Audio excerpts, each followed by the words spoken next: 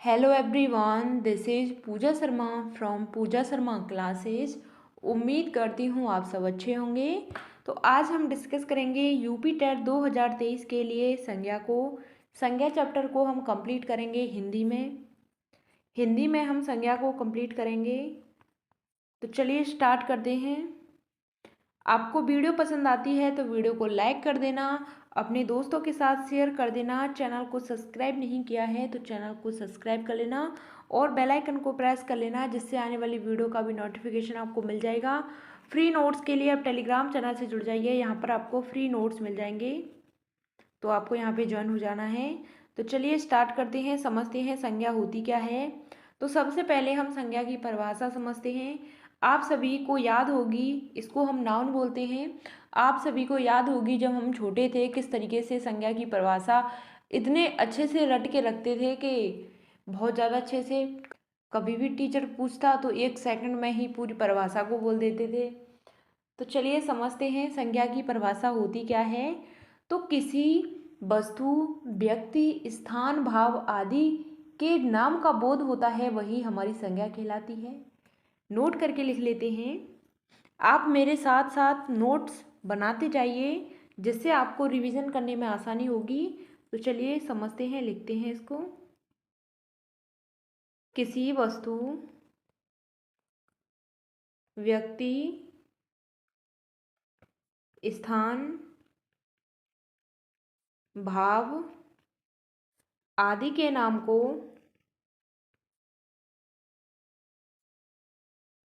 आदि के नाम का बोध होता है।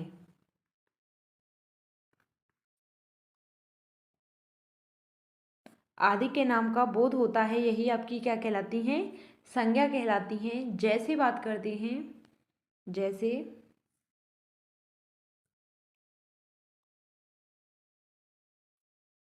जैसे पुस्तक,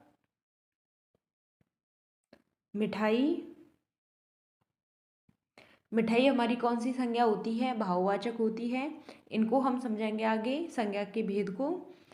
मिठाई हो गई आपकी, पुस्तक हो गई, दूध हो गया आपका। स्थान की बात करते हैं, जैसे आपका मथुरा, गाय,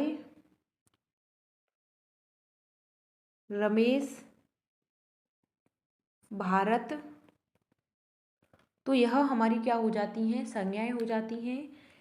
समझते हैं दोबारा से कि जो संज्ञा होती है, किसी वस्तु, व्यक्ति, स्थान, भाव आदि के नाम का बोध होता है, वही हमारी क्या होती है? संज्ञा होती है। जैसे बात करते हैं, पुस्तक हो गई, मिठाई हो गई आपकी, दूध, मथुरा, गाय, रमेश, भारत। तो यह आपकी क्या हो जाती हैं? यह आपकी संज्ञाएं हो जाती हैं। अब संज्ञाओं के विषय में समझते हैं। तो संज्ञा कितने प्रकार की होती हैं? तो संज्ञा के भेदों के विषय में जानते हैं कि तो संज्ञा के भेद कितने होते हैं? 5 होते हैं। संज्ञा के 5 भेद होते हैं। अब समझते हैं कौन कौन से 5 भेद होते हैं। पहला आता है आपका व्यक्तिवाचक संज्ञा।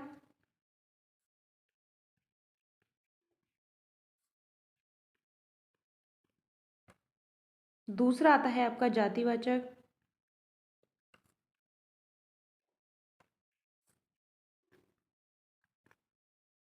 तीसरी आती है आपकी समूहवाचक।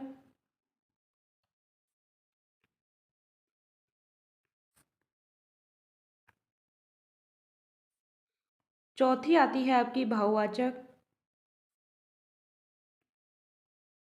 भाववाचक संज्ञा। पांचवी आती है आपकी द्रव्यवाचक संज्ञा।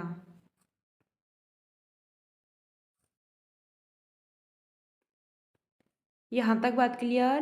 कितनी संज्ञाएं होती हैं? तो यह संज्ञाएं 5 होती हैं। संज्ञा का मतलब होता है किसी व्यक्ति, वस्तु, स्थान, जाति आदि के नाम का बोध होता है, वह हमारी संज्ञाएं कहलाती हैं। संज्ञा के भेद के विषय में बात करते हैं तो 5 भेद होते हैं। पहला आता है आपका व्यक्तिवाचक संज्ञा, दूसरा आता है आपका जातिवाचक संज्ञा, तीसरा आता है समूहवाचक संज्ञा और चौथा आता है आपका भाववाचक संज्ञा, पांचवा आता है आपका द्रव्यवाचक संज्ञा। यहाँ तक बात क्लियर? 5 संज्ञाएं होती हैं, आपको इनको याद कर लेना है अच्छे से। कि पहली आती है व्यक्तिवाचक, दूसरी जातिवाचक, तीसरी है समूहवाचक, चौथी है आपकी भाववाचक, पांचवी है आपकी द्रव्यवाचक। यहाँ तक बात क्लियर। 5 इसके भेद होते हैं। अब समझते हैं व्यक्तिवाचक संज्ञा के विषय में कि जो व्यक्तिवाचक संज्ञा होती है यह किस तरीके से होती है, इसको हम व्यक्तिवाचक संज्ञा क्यों कहते हैं, तो चलिए समझते हैं। यानी कि जिस संज्ञा शब्द से किसी एक ही व्यक्ति या वस्तु या स्थान के नाम का बोध होता है वही आपकी व्यक्तिवाचक कहलाती है। व्यक्ति का मतलब हो जाता है एक, क्या हो जाता है, एक ही व्यक्ति के या वस्तु के या स्थान के नाम का इसमें बोध होता है वही आपकी व्यक्तिवाचक संज्ञा कहलाती है। नोट करके लिख लेते हैं। जिस संज्ञा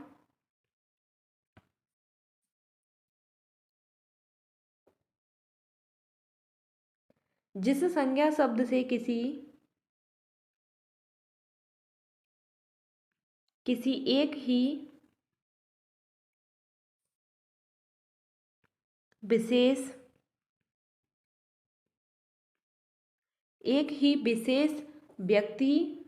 विशेष व्यक्ति स्थान वस्तु के नाम का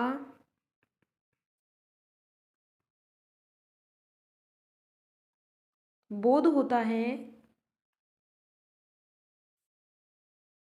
व्यक्तिवाचक संज्ञा कहलाती है।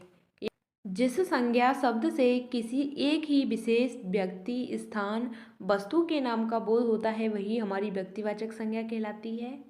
अब समझते हैं, जैसे एग्जाम्पल में बात करते हैं कौन कौन सी हमारी व्यक्तिवाचक संज्ञाएं होती हैं। तो उदाहरण में हम लिखते हैं। सबसे पहली आती है, जैसे बात करते हैं कि उमा, यानी कि एक ही व्यक्ति की बात हो रही है, एक ही पर्सन की बात हो रही है। उमा, रमा आपका क्या हो गया, एक ही पर्सन हो गया। दिल्ली की बात हो रही है, दिल्ली कितनी है, एक ही है, एक की बात हो रही है, दिल्ली हो गया। पेंसिल की बात करते हैं तो पेंसिल भी आपकी एक है। अब बात करते हैं जैसे भारत की, भारत भी हमारा एक है। तो इस तरीके से यानी कि किसी एक के विषय में बात की जाए वही आपकी क्या होती है, वही आपकी व्यक्तिवाचक संज्ञा कहलाती है। यहाँ तक बात क्लियर। जिस संज्ञा शब्द से किसी एक ही विशेष व्यक्ति स्थान वस्तु के नाम का बोध होता है वही आपकी व्यक्तिवाचक संज्ञा कहलाती है। जैसे उमा, रमा, दिल्ली, पेंसिल, भारत, यही आपकी व्यक्तिवाचक संज्ञाएं होती हैं। अब नेक्स्ट समझते हैं जातिवाचक संज्ञा के विषय में कि जो जातिवाचक संज्ञा होती हैं यह कैसी होती हैं। तो चलिए समझते हैं जातिवाचक संज्ञा को।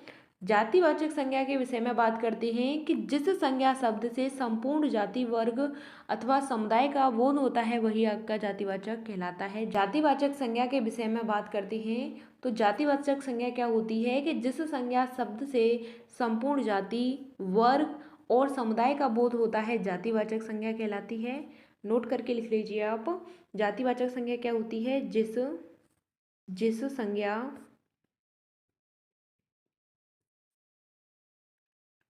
शब्द से संपूर्ण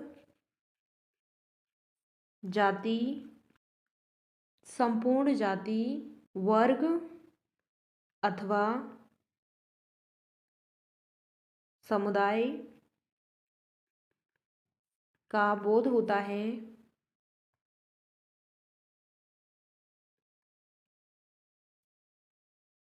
होता है वही आपकी क्या कहलाती है, जातिवाचक संज्ञा कहलाती है। जैसे बात करते हैं एग्जाम्पल में, जैसे बात करते हैं तो जातिवाचक संज्ञाएं कौन कौन सी होती हैं। जैसे पुरुष एक जाति के अंतर्गत आ गए। बात करते हैं शहर की, शहर भी एक जाति के अंतर्गत आ गए। अब बात करते हैं पशु की, तो न जाने कितने पशु हैं, यह भी आपके किसके अंतर्गत आ गए, जातिवाचक के अंतर्गत आ गए। अब बात करते हैं मनुष्य की, मनुष्य भी आपके क्या हो गए, जातिवाचक हो गए।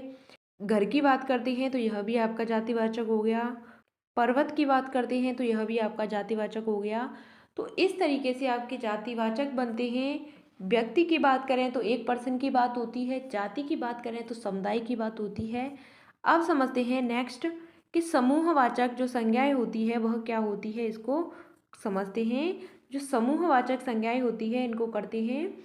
तो जिस संज्ञा शब्द से व्यक्तियों और वस्तुओं के समूह का बोध होता है वही आपकी समूहवाचक संज्ञा कहलाती है। नोट करके लिख लेते हैं।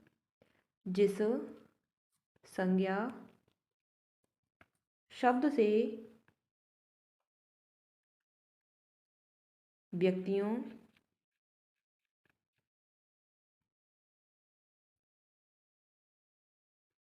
अथवा व्यक्तियों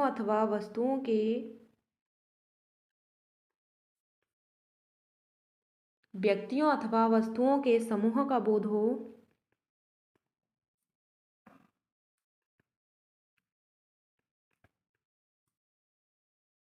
वही आपकी समूहवाचक संज्ञा कहलाती है। जैसे बात करते हैं एग्जाम्पल में, जैसे बात करते हैं कि आपका हो गया कक्षा, पुस्तकालय, भीड़ की बात करते हैं, मेला की बात करते हैं, सेना की बात करते हैं। तो यह आपकी किसके अंतर्गत आती है, यही आपकी समूहवाचक संज्ञा के अंतर्गत आती हैं। आपकी सभा हो गई, आपका दल हो गया, गिरोह होता है वह हो गया, यानी कि समूह के अंतर्गत बात की गई है तो वह आपकी क्या कहलाती है, समूहवाचक संज्ञा कहलाती है। जिस संज्ञा शब्द से व्यक्तियों अथवा वस्तुओं के समूह का बोध होता है वही आपका समूहवाचक संज्ञा कहलाती है। जैसे बात करते हैं कक्षा, पुस्तकालय, भीड़, मेला, सेना, सभा, दल, यह हमारी क्या हो जाती हैं, समूहवाचक संज्ञा हो जाती हैं। अब नेक्स्ट समझते हैं द्रव्यवाचक संज्ञा के विषय में। तो द्रव्यवाचक संज्ञा कौन सी होती है इसको समझते हैं। नाम से स्पष्ट होता है कि द्रव्यवाचक संज्ञा यानी कि जिस संज्ञा शब्द से किसी द्रव्य का, धातु का या पदार्थ का बोध होता है वही आपकी द्रव्यवाचक संज्ञा होती है। तो नोट करके लिख लीजिए, जिस संज्ञा शब्द से जिस संज्ञा शब्द से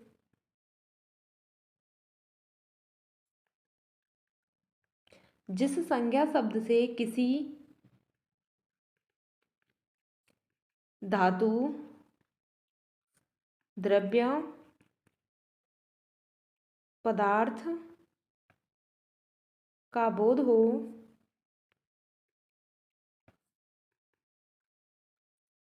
उसे हम क्या कहते हैं, द्रव्यवाचक संज्ञा कहती हैं। यानी किसी धातु में द्रव्य का, पदार्थ का, इनका बोध होता है वही हमारी क्या कहलाती है, द्रव्यवाचक संज्ञा कहलाती है।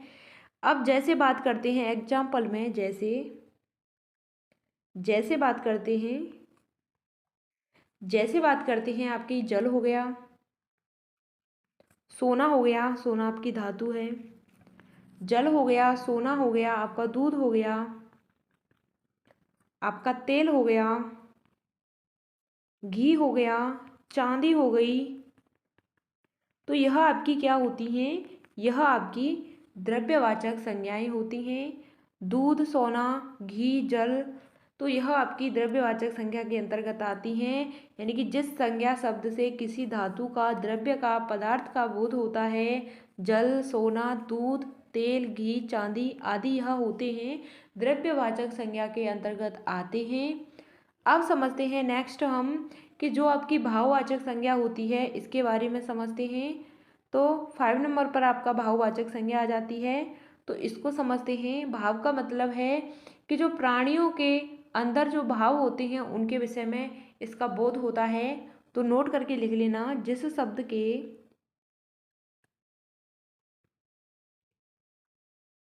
शब्द से प्राणियों और वस्तुओं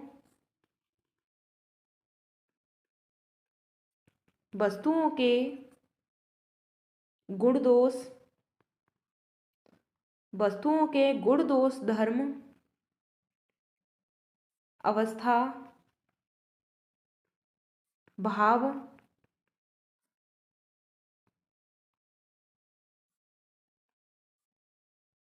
आदि का बोध होता है यही आपकी क्या कहलाती है, भाववाचक संज्ञा कहलाती है। यहाँ तक बात क्लियर। अब समझते हैं इसको। जैसे भाववाचक संज्ञा में आपका आता है, जैसे आपकी हो गई अच्छाई, ऐसे बात करते हैं अच्छाई, मिठाई, मिठाई हम क्या होगी, हमारी भाव हो गई। गर्मी हमारी भाववाचक हो गई। सुंदर की बात करते हैं तो यह भी आपका भाव के अंतर्गत आएगा। बचपन की बात करते हैं, बुढ़ापा की बात करते हैं तो यह हमारे भाववाचक के अंतर्गत आएंगे। तो समझते हैं थोड़ा सा और इसको। जिस शब्द से प्राणियों और वस्तुओं के गुण दोष धर्म आदि का बोध होता है वही हमारी भाववाचक संज्ञाएं कहलाती हैं। जैसे बात करते हैं अच्छाई, मिठाई, गर्मी, सुंदर, बचपन, बुढ़ापा, यह आपकी क्या हो जाती हैं, भाववाचक संज्ञाएं हो जाती हैं। यहाँ तक बात क्लियर। तो चलिए फिर मिलते हैं आपको आगे की नेक्स्ट वीडियो में। आपको वीडियो पसंद आती है तो वीडियो को लाइक कर देना, अपने दोस्तों के साथ शेयर कर देना। चैनल को सब्सक्राइब नहीं किया है तो चैनल को सब्सक्राइब कर लेना और बेल आइकन को प्रेस कर लेना, जिससे आने वाली वीडियो का भी नोटिफिकेशन आपको मिल जाएगा। फ्री नोट्स के लिए आप टेलीग्राम चैनल से जुड़ जाइए, यहाँ पर आपको फ्री नोट्स मिल जाएंगे। तो आपको यहाँ पर फ्री नोट्स मिल जाएंगे, तो आपको यहाँ पर ज्वाइन हो जाना है। तो चलिए, थैंक्स फॉर वॉचिंग। जय हिंद, वंदे मातरम। इसी तरीके से हमारे साथ बने रहिएगा। नेक्स्ट टॉपिक में हम करेंगे वचन को करेंगे। तो आपको अच्छे से अपनी तैयारी को करते रहना है। 3 से 4 घंटे आप पढ़िए, लेकिन डेली पढ़िए। तो आपको पढ़ना ज़रूरी है, क्योंकि सभी के पास 24 घंटे होते हैं, तो पढ़ना तो बहुत ज़्यादा महत्वपूर्ण हो जाता है। तो चलिए मिलते हैं आपको आगे की नेक्स्ट वीडियो में।